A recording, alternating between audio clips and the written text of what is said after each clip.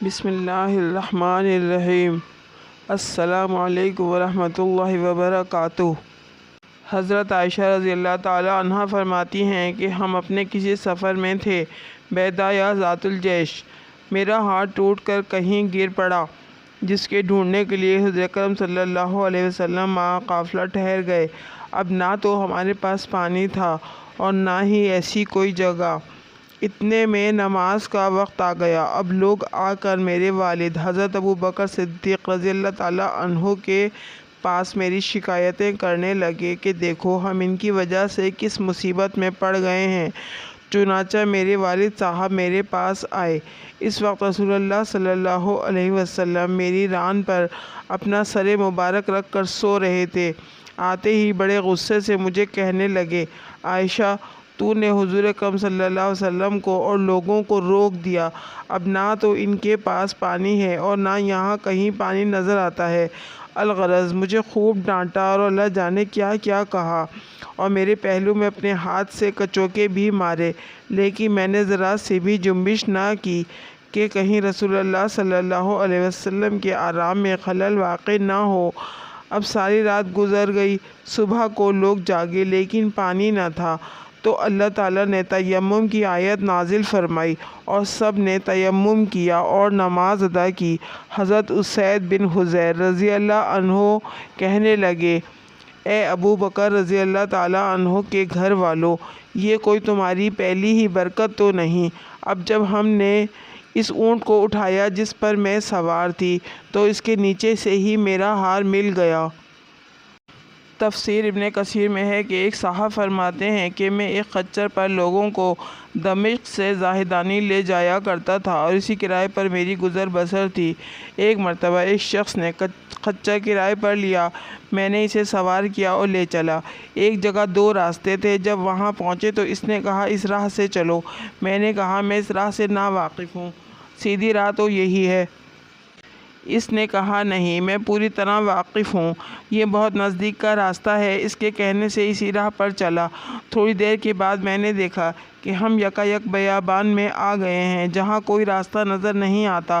نہایت خطرناک جنگل ہے اور ہر طرف لاشیں پڑی ہوئی ہیں۔ میں سہم گیا۔ وہ مجھ سے کہنے لگا، ذرا لگام تھام لو، مجھے یہاں اترنا ہے۔ میں نے لگام تھام لی اور وہ اترا اور اپنے کپڑے ٹھیک کر کے چھری نکال کر مجھ پر حملہ کیا۔ میں وہاں سے سرپٹ بھاگا، لیکن اس نے میرا تعاقب کیا اور مجھے پکڑ لیا۔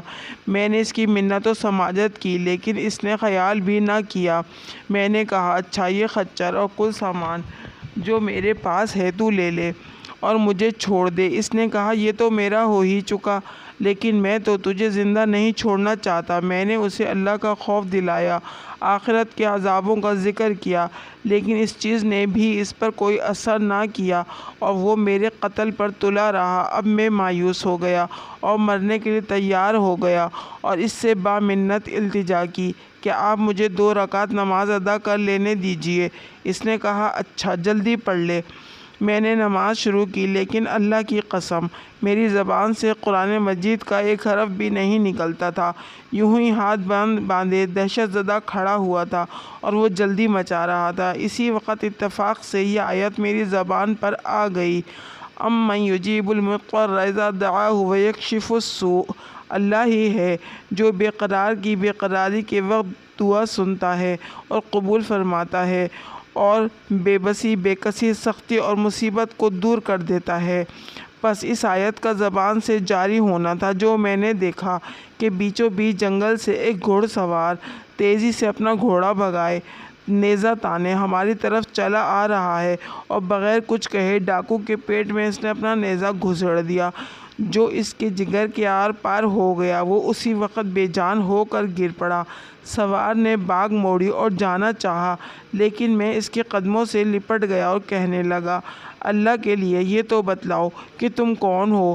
اس نے کہا میں اس کا بھیجا ہوا ہوں جو مجبوروں، بے کسوں اور بے بسوں کی دعا قبول فرماتا ہے اور مصیبت و آفت کو ٹال دیتا ہے۔ میں نے اللہ کا شکر ادا کیا اور وہاں سے اپنا خچر اور مال لے کر صحیح سالم واپس لوٹا۔ اس ایمان افروز روح افزا واقعے سے یہ بات ثابت ہوئی کہ جو بھی انسان صرف اللہ کو اپنا کارساز اور مشکل کشا نیز خالص اس کو پکارے گا وہ نجات ضرور پائے گا اگر اس رب العالمین کی مشیت ہو۔ اللہ تعالی ہمیں توحید پر مبنی عقیدہ نصیب کرے، آمین۔ برا بن عازب سے روایت ہے کہ رسول اللہ صلی اللہ علیہ وسلم نے ابو رافع کے پاس کئی انصاریوں کو بھیجا اور عبداللہ بن عتیق کو سردار مقرر کیا۔ ابو رافع دشمن رسول تھا اور مخالفین رسول کی مدد کرتا تھا۔ اس کا قلعہ حجاز میں تھا اور وہ اسی قلعے میں رہا کرتا تھا۔ جب یہ لوگ اس قلعے کے قریب پہنچے تو سورج ڈوب گیا تھا اور لوگ اپنے جانوروں کو شام ہونے کی وجہ سے واپس لا رہے تھے۔ عبداللہ بن عتیق نے کہا تم یہیں ٹھہرو، میں جاتا ہوں اور دربان سے کوئی بہانہ کر کے اندر جانے کی کوشش کروں گا۔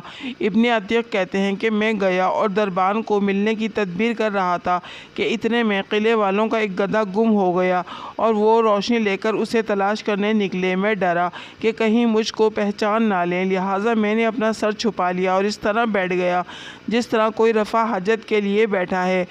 اتنے میں دربان نے آواز دی کہ دروازہ بند کرنا ہے، جو اندر آنا چاہے آ جائے۔ دربان نے عبداللہ کو یہ خیال کر کے کہ یہ ہمارا ہی آدمی ہے آواز دی، اے اللہ کے بندے تو اندر آنا چاہتا ہے تو آ جا، کیونکہ دروازہ بند کرنا ہے۔ عبداللہ بن عتیق کہتے ہیں میں یہ سن کر اندر گیا اور گدھوں کے باندھنے کی جگہ چھپ گیا۔ دربان نے دروازہ بند کر کے ایک چابیاں ایک کیل میں لٹکا دی۔ جب دربان سو گیا تو میں نے اٹھ کر چابیاں اتار لیں اور قلعے کا دروازہ کھول دیا تاکہ بھاگنے میں آسانی ہو۔ ادھر ابو رافع کے پاس رات کو داستانیں ہوتی تھیں، وہ اپنے بالا خانے میں بیٹھا داستان سن رہا تھا۔ جب تمام داستان کہنے والے چلے گئے اور ابو رافع سو گیا تو میں بالا خانے پر چڑھا، جس دروازے سے داخل ہوتا تھا اس کو اندر سے بند کر لیتا تھا، اور اس سے میری غرض یہ تھی کہ اگر لوگوں کو میری خبر ہو بھی جائے تو ان کے پہنچنے تک میں ابو رافع کا کام تمام کر دوں۔ غرض میں ابو رافع تک پہنچا۔ وہ ایک اندھیرے کمرے میں اپنے بچوں کے ساتھ سو رہا تھا۔